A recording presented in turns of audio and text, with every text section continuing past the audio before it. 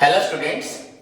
तो अब तक हम लोगों ने बच्चों पार्टनरशिप में आपका profit and loss appropriation account जो आपका एडिशनल बच्चों पीडल अकाउंट के साथ बनाया जाता है, एंड जहां तक आपका पार्टनरशिप अकाउंट का सवाल है बच्चों, हम लोगों ने अब तक पूरी तरह से capital accounts of partners and उसके बाद आपका कैसे इंटरेस्ट ऑन ड्रॉइंग्स कैलकुलेट होता है, देन मैंने आपको गुडविल पढ़ाया। सो बच्चों आज का टॉपिक जो है बच्चों that is your reconstitution of partnership. सभी ध्यान से सुने, रिकंस्टिट्यूशन ऑफ पार्टनरशिप। बच्चों इसको बोला जाता है पार्टनरशिप पार्ट 2। हम लोग अभी तक बच्चों फंडामेंटल पार्ट कंप्लीट किए थे एंड टुडे इज योर बच्चों पार्टनरशिप पार्ट 2 में रिकंस्टिट्यूशन ऑफ पार्टनरशिप।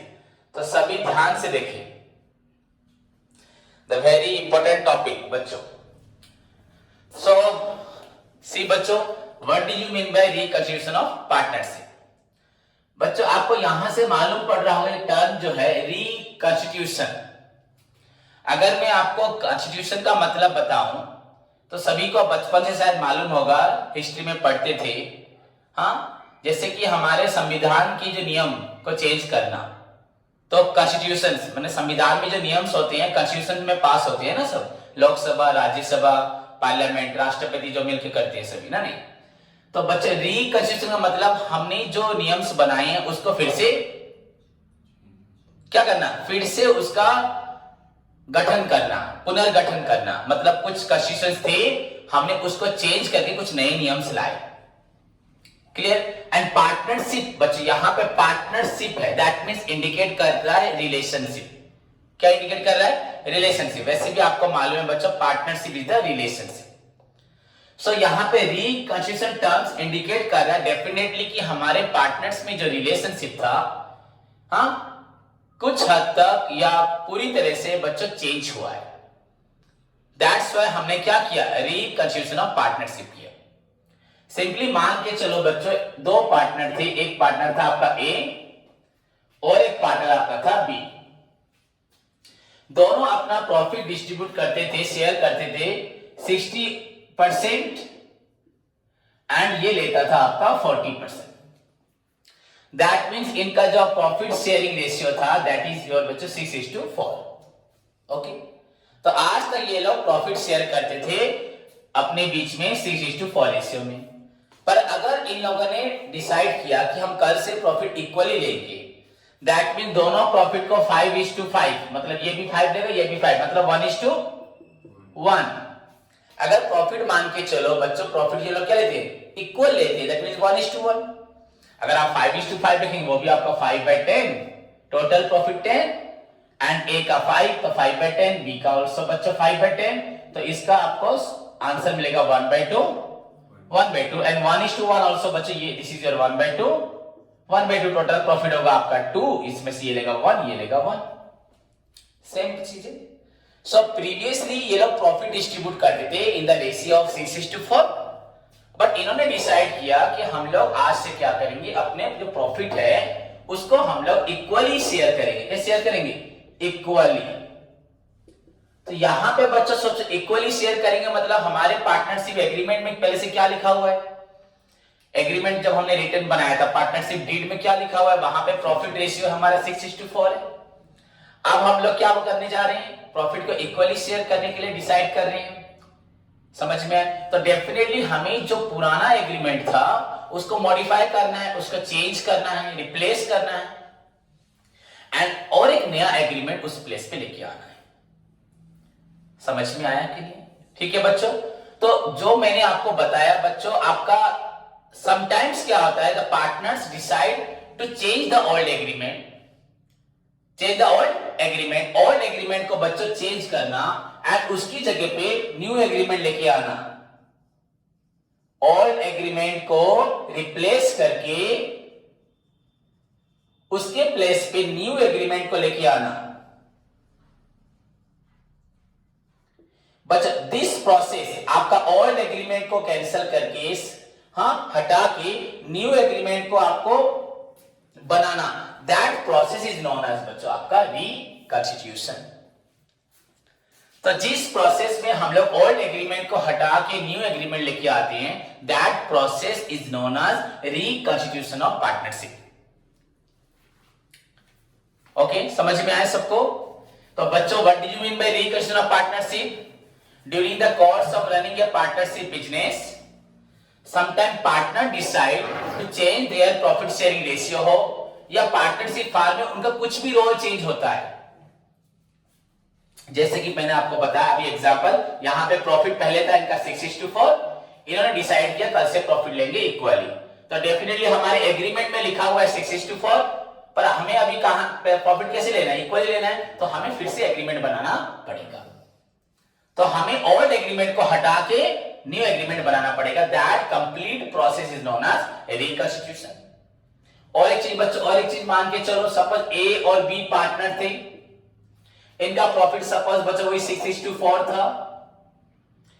हाँ, मान लो बच्चों फार्म में और एक पार्टनर ज्वाइन करता है सी, तो जब सी पार्टनरशिप फार्म में ज्वाइन करता है तो सी के ज्वाइन करने से इनका प्रॉफिट जो 6:4 था क्या वही रहेगा? डेफिनेटली ये लोग अपने अपने हिस्से से कुछ प्रॉफिट सी को देंगे। हाँ, तो दैट मीन सी तो कुछ प्रॉफिट लेगा।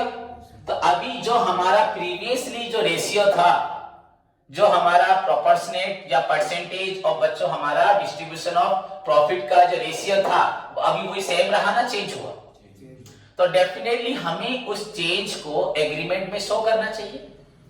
तो दैट मींस, और पहले हमारे अंदर जो पार्टनरशिप थी, जो रिलेशनशिप था बिटवीन ए और बी के अंदर था, हाँ या नहीं? पहले हमारे अंदर जो रिलेशनशिप था ये हमारे ए और बी के था। अब रिलेशनशिप में कितने पार्टनर्स हो गए? तो डेफिनेटली हमने पार्टनरशिप डीड के कंटेंट्स में वहां दो पार्टनर का इंफॉर्मेशन था, यहाँ थर्ड पार्टनर का आएगा। दो पार्टनर का कैपिटल था, तीसरे पार्टनर का कैपिटल आएगा। दो पार्टनर का शेयरिंग ऑफ प्रॉफिट रेशियो था, 3 का हो जाएगा। तो डेफिनेटली हमें हमारा ओल्ड एग्रीमेंट को चेंज करना पड़ेगा। तो दैट मींस हमें हमारी पार्टनरशिप का जो कॉन्स्टिट्यूशन था, जो नियम था, उसको फिर से बनाना पड़ेगा, फिर से बनाना पड़ेगा। So that is known as reconstitution. So during the course of running a business बच्चों, अगर partner decide to change their profit, okay, वैसे कोई पार्टनर एडमिट होता है, अगर कोई पार्टनर रिटायर हो जाता है, suppose A B C partner थे, सी रिटायर हो गया, मान के चलो सी रिटायर हो गया, अब तीनों प्रॉफिट लेते थे, सोच लो कि आपका प्रॉफिट था 5:3:2। अब जब सी रिटायर हो जाएगा, आफ्टर सी के रिटायरमेंट के बाद जो प्रॉफिट बचेगा, जो 3 हिस्सों में डिस्ट्रीब्यूट होता था, उसको 2 जने लेंगे। Again you need to change the partnership. If you want to continue the partnership, then you need to change the partnership agreement. अगर आपको पार्टनरशिप तोड़ देना है तो there is no need of reconstitution. अगर नियम को बना के अगर आगे बढ़ना है, दैट मींस हम लोग नियम बनाएंगे। अगर आगे बढ़ना ही नहीं है, पार्टनरशिप ही नहीं रखना, तो नहीं बनाएंगे। So during the course of running a partnership business, in many cases बच्चों क्या होता है, there is a need of changing of old agreement and bringing of new agreement in place of old agreement. That whole process is known as reconstitution of partnership. ठीक है, and very important topic है। So अगर हम short में बोले बच्चों, the scrapping of old agreement, क्या बोला मैंने? The scrapping of old agreement, rejecting of, reject तो नहीं बोल सकते, हटा देना, scrapping of, replacing of old agreement and bringing of new agreement in place of old agreement is known as reconstitution of partnership. तो बच्चे, रिकन्स्टिट्यूशन का मतलब क्या है? The scrapping of old agreement and, या रिप्लेसिंग लिख सकती हो, bringing of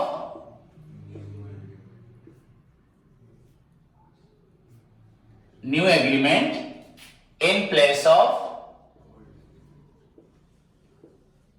old agreement is called reconstitution.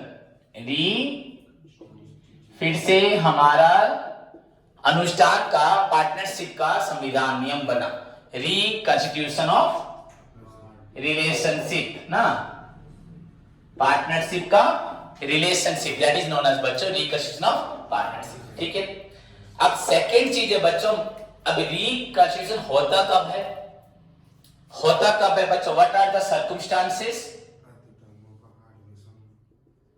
Circumstances of आपका रिकॉन्स्टिट्यूशन, किस किस सिचुएशन में आपको रिकॉन्स्टिट्यूशन करना पड़ता है, सर्कमस्टांसेस ऑफ रिकॉन्स्टिट्यूशन। बच्चों अभी तो मैंने आपको 2-3 एग्जांपल्स बता दिए, जैसे कि बच्चों मान के चलो फर्स्ट एग्जांपल आपका क्या होगा, कब होता है रिकॉन्स्टिट्यूशन बच्चों आप लोगों का, इन टाइम ऑफ एडमिशन। कब होता है, in time of admission, in time of retirement. और पहला मैंने क्या बोला था, म्यूचुअली चेंजिंग। ओके, तो फर्स्ट हम लिखते हैं बच्चों इन टाइम ऑफ या इन केस ऑफ आपका म्यूचुअली, क्या लिखा, mutually change in profit sharing ratios. जब हम लोग खुद अपने अंदर डिसाइड करके प्रॉफिट शेयरिंग रेशियो को चेंज करते हैं, देन वी नीड रिकॉन्स्टिट्यूशंस। ठीक है बच्चों, देन सेकेंड पॉइंट आपका क्या हो सकता है बच्चों, इन केस ऑफ या in time of admission. Okay, किसका एडमिशन होगा, ऑफ ए न्यू पार्टनर। जब हमारे फार्म में न्यू पर्सन ज्वाइन करता है, डेफिनेटली हमें क्या करना पड़ता है, रिकॉन्स्टिट्यूशंस। देन थर्ड आपका इन टाइम ऑफ, सिमिलरली बच्चों आपका अगर कोई डेथ करता है, रिटायर करता है ना, नहीं तो एडमिशन के बाद क्या बोलेंगे, in time of retirement. Retirement किसका, वो न्यू पार्टनर का, ऑफ अन एग्जिस्टिंग, या मतलब आपका ओल्ड पार्टनर। कोई भी पार्टनर अगर आपका रिटायर्ड होता है, यू नीड बच्चों रिकॉन्स्टिट्यूशन। सिमिलरली सी पॉइंट को ध्यान से भी लिखें। नेक्स्ट तो बता चुका हूं आप लोगों को, in time of death, in time of नहीं, इन केस ऑफ डेथ ना, नहीं टाइम भी लिख सकते हो, इन case of death, okay, of an old partner existing. And finally हम और एक चीज बता सकते हैं बच्चों, ड्यूरिंग अमालगमेशन। क्या, जब अमालगमेशन होता है, सभी को बताया था बच्चों, सपोज 2 बिजनेस है, एक बिजनेस है ए बी पार्टनरशिप फार्म और एक बिजनेस है बच्चों आपका सी डी पार्टनरशिप फार्म। ये दोनों ही आपका सिमिलर टाइप ऑफ बिजनेस करते हैं, सेम प्रकार का बिजनेस एक्टिविटीज में इन्वॉल्व है। तो किसी प्रकार का मार्केट में कंपटीशंस को दूर करने के लिए, अपना मार्केट का जो परफॉर्मेंस है, अपने मार्केट का शेयर को बचा के रखने के लिए, ये समटाइम्स एक प्रकार का एग्रीमेंट करती हैं एक दूसरे के साथ, जिसके अंदर ये चारों मिलकर बिजनेस कर सकते हैं। ए बी तो पहले थे एंड सी डी मिलकर, चारों मिलकर बिजनेस कर सकते हैं। दैट इज नोन एज बच्चों एबीसीडी फार्म जो बन जाएगा आपका, या कंपनी बन जाएगा जो भी, that is known as amalgamation. So आपका इन केस ऑफ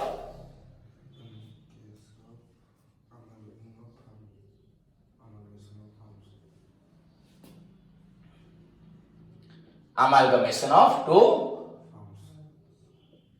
2 फार्म हो सकती है, 2 से ज्यादा भी हो सकती है, और इन case of amalgamation of 2 farms.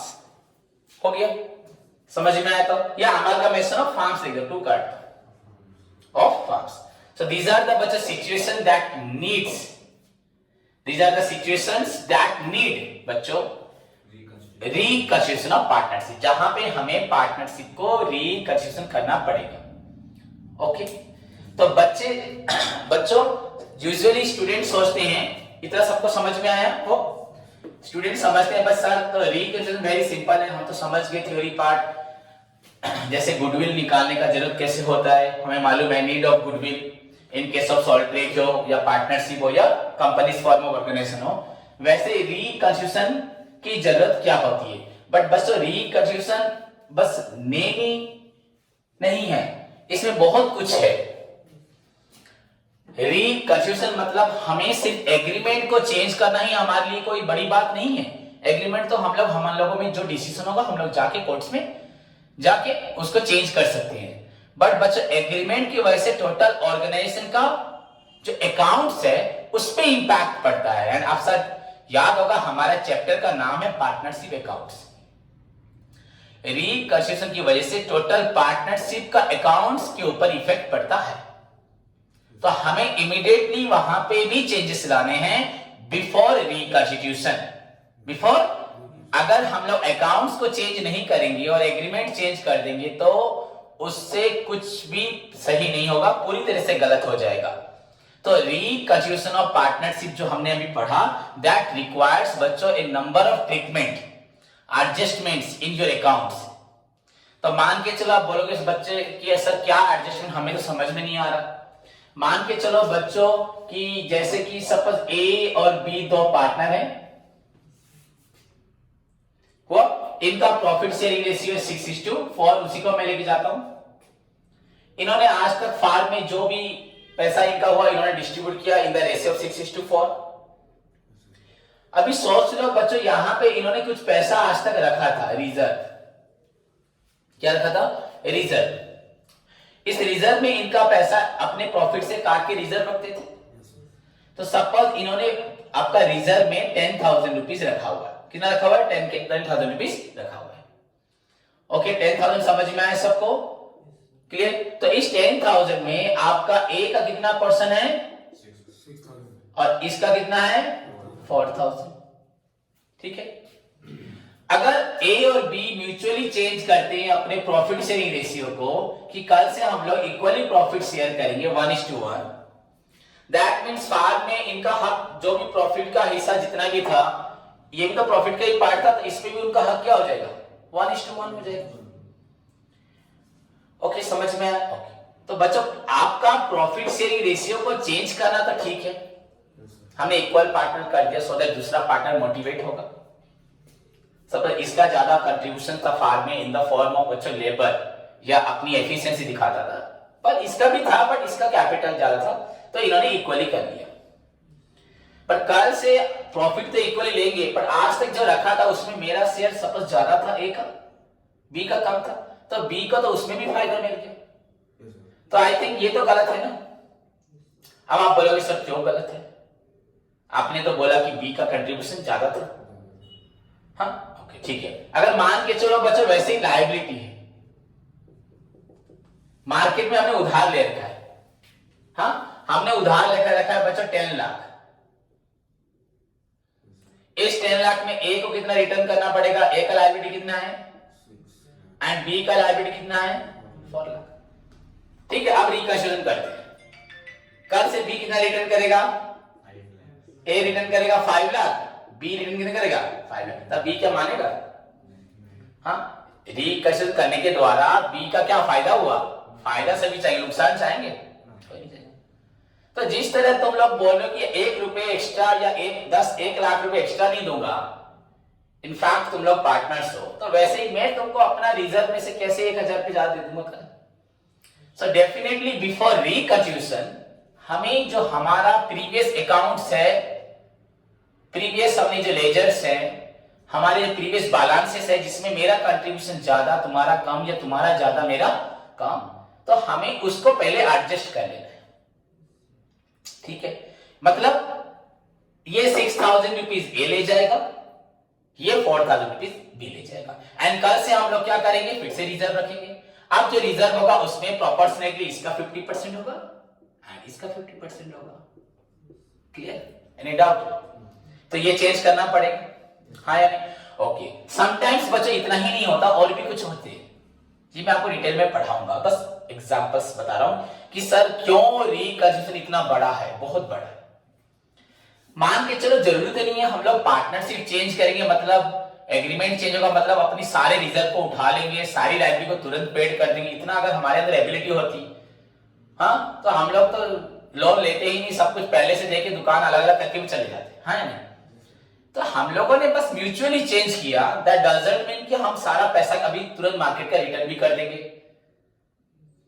हाँ, तो मैं 6,000 को उठा लूं, आप 4,000 को उठा लो, ये भी हो भी सकता है, नहीं भी हो सकता है, बट आई थिंक ये ठीक नहीं है उठा लेना।